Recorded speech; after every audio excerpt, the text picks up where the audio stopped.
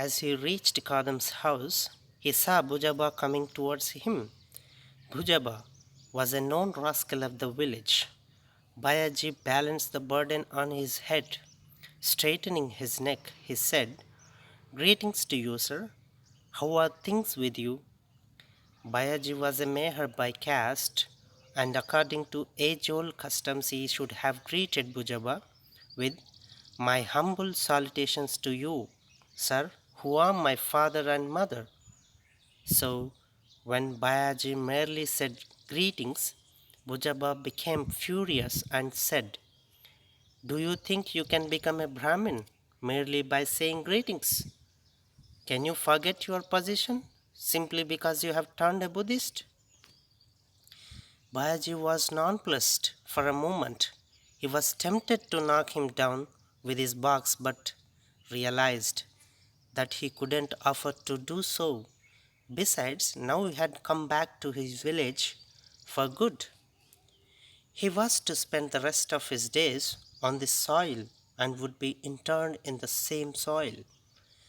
He would not be able to return to Pune or Bombay hereafter. It was not a good policy to incur the hostility of anyone in the village, least so of the Patil, the village headman. So he said in a meek tone, "Sir, why spring this on me even before I set foot on the soil of my forefathers? I have to stay here till the end of my life." "Why, aren't you going back to your job?" asked Bujaba. "No, sir, my service is over. I have turned 60."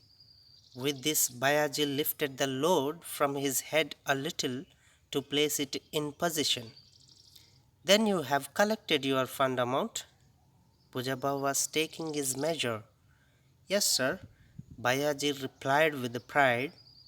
"How much?" Bujaba asked greedily. "Not much. What can a daily worker earn?" Bayaji answered. "Why won't you mention the figure, man?" Bujaba persisted artfully.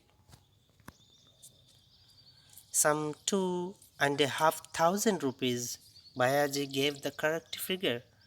"Bayaji, you have a heavy load on your head. Go to your house first.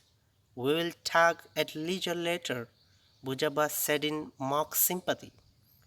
"Yes, yes," Bayaji mumbled and walked in the direction of his house.